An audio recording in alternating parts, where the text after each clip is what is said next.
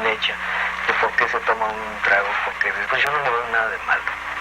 Yo seguiría haciendo canciones de ese tipo. Antes de morir, cuando los aplausos ya se habían apagado y el tequila dejó de ser refugio, José Alfredo Jiménez dejó al descubierto una verdad incómoda que casi nadie se atrevió a contar. No fue una confesión hecha frente a cámaras ni un ajuste de cuentas público, sino un murmullo persistente que sobrevivió en recuerdos, grabaciones olvidadas y testimonios de quienes estuvieron cerca cuando el mito bajó del pedestal. Detrás de las rancheras que hoy el mundo canta como himnos, vivía un hombre marcado por heridas invisibles, por miradas de desprecio disfrazadas de elegancia y por silencios que dolían más que cualquier insulto. Mientras el público veía estatuas, él veía hombres de carne y hueso. Mientras celebraban su genio, él cargaba el peso de no encajar, de ser señalado como improvisado, como intruso, como alguien que no pertenecía al salón de los grandes. Y lo más perturbador es que esas cicatrices no llegaron de enemigos anónimos, sino de voces consagradas, ídolos que dominaban radios y teatros, figuras aplaudidas que, en privado, dejaron frases y decisiones que lo marcaron para siempre. Poco antes del final, José Alfredo mencionó 6 nombres que no pronunció con rabia, sino con tristeza, a 6 cantantes que fueron sombras constantes en su camino, espejos incómodos, espinas que lo acompañaron hasta el último suspiro. Lo que estás a punto de descubrir no es una lista fría de rivalidades, es el lado humano, frágil y profundamente doloroso de un hombre que convirtió el desprecio en arte y el silencio en eternidad. Historias jamás contadas del todo, encuentros cargados de tensión, frases aparentemente inocentes que cambiaron destino, decisiones de último minuto que dejaron marcas irreversibles. Quédate hasta el final, porque la última revelación es la más impactante y cambiará por completo la forma en que entiendes esta historia, demostrando que a veces quien más nos hiere no es quien nos odia, sino quien más si nos parece. Y si en algún momento algo de esto te sorprende, deja un like y suscríbete de forma natural. Ese pequeño gesto ayuda a que esta historia llegue a más personas. Luego dime, en los comentarios, qué fue lo que más te impactó. Porque esta no es solo una historia para escuchar, es una historia para sentir, cuestionar y compartir. Hablar de Jorge Negrete en la vida de José Alfredo Jiménez es entrar en un territorio incómodo, porque ahí no hubo insultos públicos ni escándalos abiertos, sino algo mucho más profundo y doloroso el juicio silencioso de la academia contra la voz del pueblo. Negrete no era solo un cantante famoso, era el símbolo absoluto de la corrección musical, del rigor técnico, de la elegancia aprendida en conservatorios y refinada en el cine de oro mexicano. El charro impecable que representaba al México idealizado, disciplinado y orgulloso de sus formas. Frente a él, José Alfredo parecía todo lo contrario un compositor autodidacta, sin estudios formales, que escribía de oído y cantaba como quien sangra, con una voz áspera nacida más de la cantina que del salón de gala. Desde el primer cruce de miradas, quedó claro que pertenecían a mundos distintos. Y esa diferencia no tardó en convertirse en una grieta imposible de cerrar. Para Negrete, la música debía sostenerse en la técnica, en la partitura, en la perfección vocal. Ver a un hombre sin formación académica conquistar al público con letras simples y emociones crudas era casi una provocación, una amenaza al orden que él defendía. Las frases que circularon en pasillos de radio y camerinos no fueron gritos, fueron sentencias, comentarios cargados de desdén que retrataban a José Alfredo como un improvisado afortunado, alguien que confundía la borrachera con inspiración, y aunque dichas en tono aparentemente ligero, esas palabras pesaron como una losa, porque venían de quien representaba el estándar con el que siempre lo medirían. José Alfredo nunca respondió con violencia ni confrontación directa. Su reacción fue el silencio, la sonrisa amarga, el trago de tequila que se convertía luego en canción. Cada vez que Negrete encarnaba la idea de que la música debía ser correcta antes que verdadera, José Alfredo reafirmaba su convicción opuesta, aunque la emoción no se aprende, se vive, y que el dolor no necesita academia, para ser legítimo. Incluso cuando el éxito comenzó a inclinarse a su favor y las canciones del guanajuatense inundaron radios y cantinas, la sombra de Negrete siguió ahí, no como enemigo declarado, sino como un espejo incómodo que le recordaba que nunca sería aceptado del todo por ciertos círculos. La muerte temprana de Negrete cerró cualquier posibilidad de reconciliación, pero no borró el conflicto. Al contrario, lo dejó suspendido como una pregunta sin respuesta. Para José Alfredo, Jorge Negrete no fue simplemente un rival, fue el rostro más claro de un sistema que lo celebraba mientras lo juzgaba, que lo necesitaba para emocionar al pueblo, pero dudaba de su legitimidad artística. Y esa herida, lejos de debilitarlo, se transformó en combustible creativo, en la certeza de que su lugar no estaba en la aprobación de la academia, sino en la verdad desnuda de sus canciones. Una verdad que, con el tiempo, terminaría siendo más fuerte que cualquier técnica y más duradera que cualquier juicio. Hablar de Miguel Aceves Mejía en la historia de José Alfredo Jiménez es hablar de una paradoja dolorosa, porque Miguel fue, al mismo tiempo, la mano que abrió la puerta del éxito y la herida que nunca terminó de cerrar. Cuando José Alfredo todavía era visto como un compositor sin rostro, un hombre que escribía canciones extraordinarias, pero carecía del respaldo que la industria exigía. Fue la voz impecable de Aceves Mejía la que llevó esas letras al centro de la radio, al corazón del público y al oído de los productores. Para muchos, aquello fue un acto de generosidad artística. Para José Alfredo, fue el inicio de una relación marcada por la gratitud, y lentamente, por una sensación incómoda de despojo, cada vez que una de sus canciones se convertía en éxito en la voz de Miguel. La alegría venía acompañada de un nudo silencioso, porque el aplauso no iba hacia quien había sangrado las palabras, sino hacia quien las interpretaba con perfección técnica, falsete pulido y presencia de estrella. Miguel representaba todo lo que la industria admiraba en disciplina vocal, imagen impecable, seguridad absoluta frente al micrófono, mientras José Alfredo seguía siendo el hombre que escribía desde la madrugada, con el alma desordenada y la voz rota. En público, Aceves Mejía lo elogiaba con frases medidas, reconociendo su talento natural, pero en privado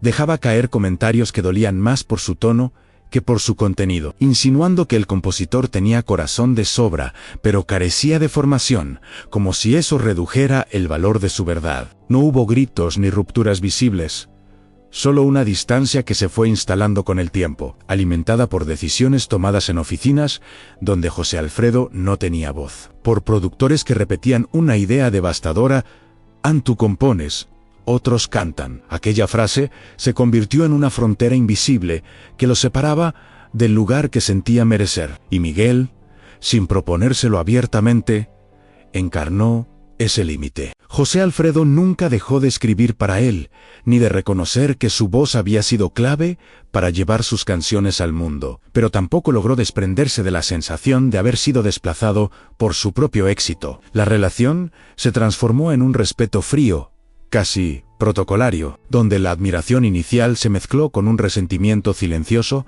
que jamás se verbalizó. Con el paso de los años, Miguel Aceves Mejía quedó en la memoria de José Alfredo como esa figura ambigua que lo impulsó hacia la inmortalidad, mientras le recordaba una y otra vez que en la música no siempre gana quien más siente, sino quien mejor encaja. Y esa contradicción, tan profunda como humana, terminó convirtiéndose en otra capa de dolor que José Alfredo supo transformar en canciones, reforzando la idea de que su mayor lucha no era contra personas concretas, sino contra un sistema que celebraba su obra mientras lo mantenía a un paso del escenario que realmente deseaba habitar. Hablar de Pedro Vargas en la vida de José Alfredo Jiménez es adentrarse en una relación marcada no por el enfrentamiento abierto, sino por una distancia elegante y persistente que nunca logró convertirse en cercanía real, porque Pedro Vargas representaba exactamente aquello que José Alfredo no era ni pretendía ser en la corrección absoluta. La voz,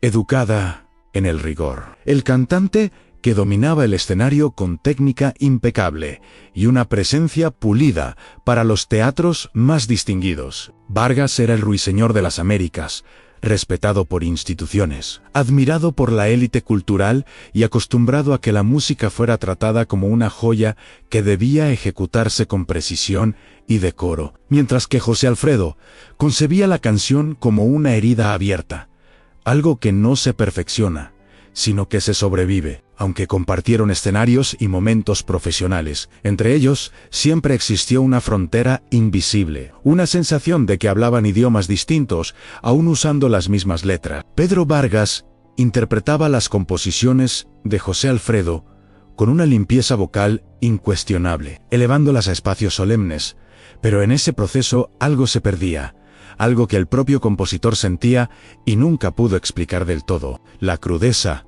el temblor, la verdad sin maquillaje. Los comentarios de Vargas, muchas veces envueltos en humor fino o en opiniones técnicas, dejaban entrever una mirada condescendiente, como si aquellas canciones nacidas de la madrugada y el desgarro carecieran de profundidad poética por no ajustarse a los cánones formales. No eran ataques directos, sino observaciones que dolían precisamente porque se disfrazaban de análisis artístico. José Alfredo escuchaba, callaba y se marchaba, consciente de que para alguien como Vargas la emoción debía ser controlada, medida, casi domesticada, mientras que para él la música solo tenía sentido si sangraba. Esa diferencia de visión fue acumulando un malestar silencioso, una sensación de ser utilizado sin ser comprendido, admirado por su talento pero juzgado por su forma de sentir. Pedro Vargas nunca negó la fuerza de sus letras, pero tampoco logró conectar con la esencia que las había originado, y para José Alfredo,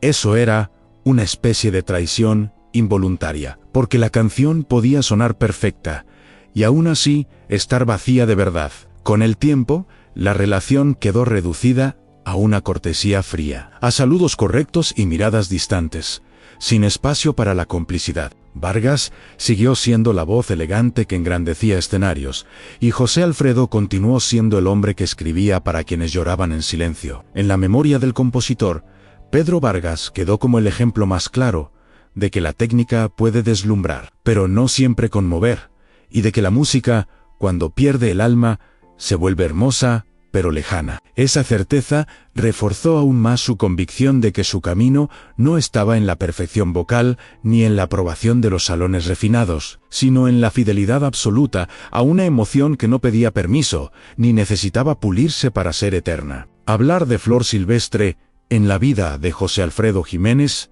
es hablar de una herida distinta a las anteriores, porque aquí no hubo superioridad académica ni disputa de egos evidentes, sino algo mucho más confuso y doloroso, en una cercanía que prometía refugio y terminó convirtiéndose en silencio. Flor Silvestre era una de las grandes voces femeninas de su tiempo, dueña de una presencia luminosa, una dulzura firme que podía transformar un lamento en caricia y una queja en sentencia. Y desde el primer encuentro, José Alfredo sintió por ella una admiración profunda que iba más allá de lo profesional. Compartieron giras, escenarios y madrugadas donde la música fluía entre guitarras, risas y tequila, creando una complicidad que muchos notaban y pocos entendían del todo, porque entre ellos había una conexión que no necesitaba explicarse. Para José Alfredo, Flor no era solo una intérprete talentosa, era alguien capaz de comprender la fragilidad que habitaba en sus canciones, una voz en la que sus palabras encontraban abrigo. Esa cercanía hizo que él se permitiera algo poco común en su mundo en confiar. Ofrecer una canción inédita no era solo un gesto artístico, era una entrega íntima, una forma de decir: aquí está una parte de mí, cuídala. Por eso, cuando Flor decidió no grabar aquella canción que él le ofreció con ilusión contenida, el golpe no fue inmediato ni ruidoso, fue silencioso y profundo, como suelen ser las decepciones que no se explican. No hubo reproches ni discusiones públicas, solo una excusa elegante, decisiones de disquera, caminos distintos. Pero para José Alfredo, el mensaje quedó claro en la complicidad, tenía límites que él no había visto venir. A partir de ahí, Algo se quebró de forma irreversible. Los saludos se volvieron cordiales pero fríos, las miradas ya no buscaban refugio, y cada coincidencia en festivales o programas dejaba una sensación de distancia que contrastaba con lo que habían sido. El momento que más lo marcó no fue una pelea, sino un detalle que muchos pasaron por alto: escuchar una de sus canciones interpretada por Flor sin que su nombre fuera mencionado, como si la emoción pudiera separarse del origen sin consecuencias. Para el público fue un gesto normal. Para él fue una confirmación dolorosa de que incluso quienes sonríen pueden herir sin levantar la voz. José Alfredo nunca habló mal de Flor Silvestre en público, pero quienes lo conocieron sabían que ese silencio no era indiferencia, era una forma de proteger una herida que no quería exponer. En sus libretas aparecieron frases sueltas, pensamientos sobre la traición que no llega con gritos, sino con perfume y cortesía, líneas que nunca aclararon destinatario, pero que muchos supieron interpretar. Cuando él murió, Flor no estuvo presente físicamente, y ese gesto final selló una distancia que ya existía desde hacía años. Para José Alfredo, Flor Silvestre quedó en la memoria como una presencia bella y dolorosa, una voz que pudo haber sido refugio y terminó siendo recordatorio de que las decepciones más profundas no siempre vienen de enemigos, sino de aquellos a quienes uno abrió la puerta con el corazón en la mano. Hablar de Javier Solís en la vida de José Alfredo Jiménez es adentrarse en una relación marcada por la identificación y la incomodidad, porque Javier no llegó como un antagonista evidente, sino como un reflejo inquietante de lo que José Alfredo había sido y de lo que, quizá, ya no podía ser. Cuando Solís apareció en escena a comienzos de los años 60, lo hizo con una fuerza arrolladora, joven, atractivo, con una voz cálida y una técnica impecable que parecía hecha a medida para las canciones tristes. Provenía de un origen humilde, conocía el barrio, el esfuerzo y el rechazo, y por eso, al principio, José Alfredo lo miró con simpatía e incluso con orgullo, viendo en él a alguien que entendía de dónde nacían sus letras. Javier grabó varias de sus composiciones con enorme éxito y siempre habló públicamente de él con respeto, reconociendo que sus canciones ponían palabras al dolor de todo un país. Sin embargo, esa admiración inicial fue mutando lentamente en una sensación difícil de nombrar, porque mientras José Alfredo envejecía cargando enfermedades, excesos y un cansancio profundo, Javier ascendía con rapidez, rodeado de aplausos, cámaras y una imagen cada vez más cuidada. El punto de quiebre no fue un enfrentamiento directo, sino un gesto aparentemente menor que dejó una marca duradera en una presentación planeada para compartir escenario. Un momento que debía simbolizar continuidad y reconocimiento mutuo, y que terminó siendo un acto solitario de Solís, decidido a último momento. José Alfredo no reclamó, no levantó la voz, ni hizo escándalo, pero entendió que algo se había desplazado, que aquel joven que cantaba sus penas ya no necesitaba su presencia para brillar. Desde entonces, sus comentarios sobre Javier se volvieron escuetos y enigmáticos, describiéndolo como un intérprete impecable que cantaba con espejo y no con cicatriz. Una frase que resumía una diferencia esencial. Solís dominaba la forma, la imagen y la perfección, mientras que él seguía creyendo que la música debía temblar, no lucirse. Esa distancia dolía precisamente porque Javier provenía del mismo suelo, porque había recorrido caminos similares y aún así parecía haber elegido una ruta distinta, más amable con la industria y menos cruel con el cuerpo. Cuando la muerte sorprendió a Solís en plena juventud, el impacto fue silencioso y devastador. José Alfredo no hizo grandes declaraciones ni homenajes públicos. Se quedó con una frase escrita en una servilleta, una reflexión breve y cargada de melancolía sobre alguien que se fue demasiado pronto. Con todo aún por explicar, en ese final abrupto, Javier Solís quedó para él como un reflejo que nunca dejó de incomodar en la prueba de que dos hombres nacidos del mismo dolor pueden tomar rumbos distintos, y que, a veces, lo que más hiere no es la traición ni el desprecio, sino verse a uno mismo en el otro y no reconocerse del todo. Hablar de Amalia Mendoza en la vida de José Alfredo Jiménez es hablar de la relación más intensa, profunda y contradictoria que tuvo, porque con ella no solo compartió música, compartió una forma de sentir que rozaba lo indestructible y, al mismo tiempo, lo condenaba a romperse. Amalia no era únicamente una intérprete poderosa, era una mujer de temperamento volcánico, libre, frontal, incapaz de cantar una emoción sin vivirla antes. Y por eso, sus voces parecían encontrarse en un punto exacto donde el dolor dejaba de ser individual y se volvía compartido. Desde el primer momento hubo una conexión que iba más allá de lo profesional, una complicidad que se sentía en el escenario, en los camerinos, en las giras interminables donde las discusiones nacían con la misma facilidad que las canciones. José Alfredo encontraba en Amalia a la intérprete perfecta, la única capaz de devolverle sus letras multiplicadas, cargadas de rabia, ternura y desgarro. Y ella encontraba en él a un compositor que entendía su carácter, su intensidad y su necesidad de cantar con el alma abierta. Pero esa afinidad absoluta también tenía un precio, porque cuando dos fuegos se acercan demasiado, no siempre se iluminan.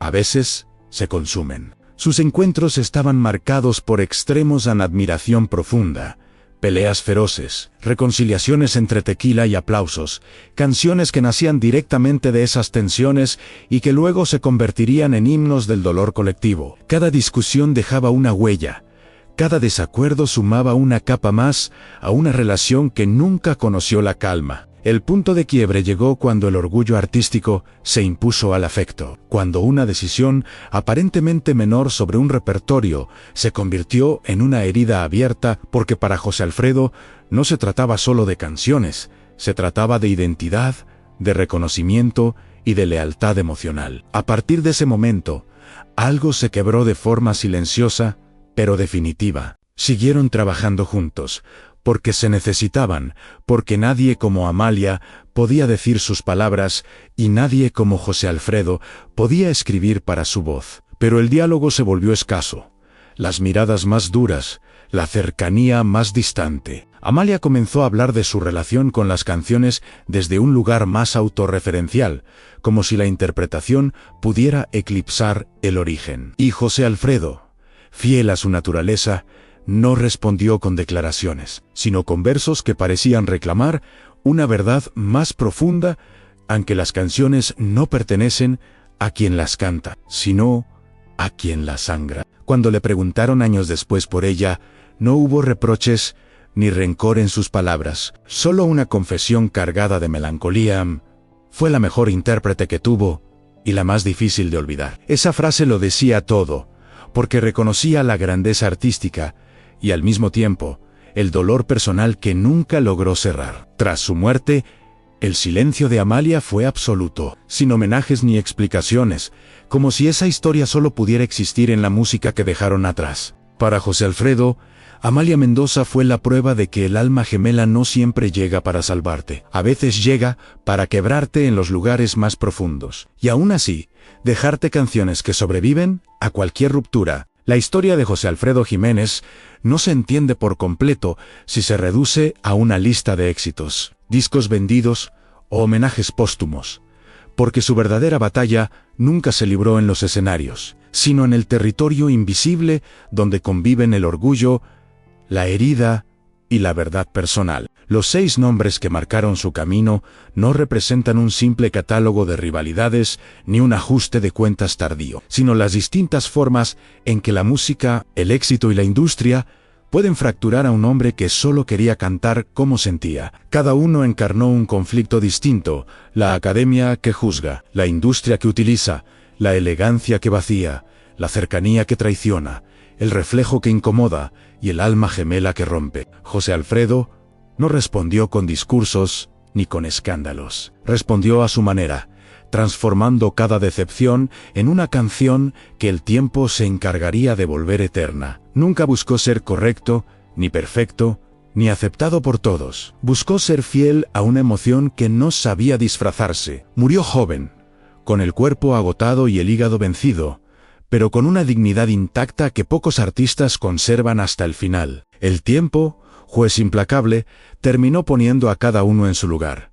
Y hoy sus canciones siguen vivas, no porque estén bien afinadas, sino porque siguen doliendo, acompañando, diciendo lo que muchos nunca supieron decir. Si esta historia te removió por dentro, deja tu like y suscríbete al canal. Es un gesto simple que ayuda a que este contenido llegue a más personas que también sienten la música desde la herida y no desde la pose. Cuéntame en los comentarios cuál de estas historias te impactó más y por qué. Porque leer tus opiniones mantiene viva la conversación y le da sentido a seguir contando relatos que no suelen aparecer en los titulares. Y si llegaste hasta aquí, gracias de verdad, porque solo quienes escuchan hasta el final descubren que detrás de cada canción eterna hay un alma que alguna vez se quebró para siempre.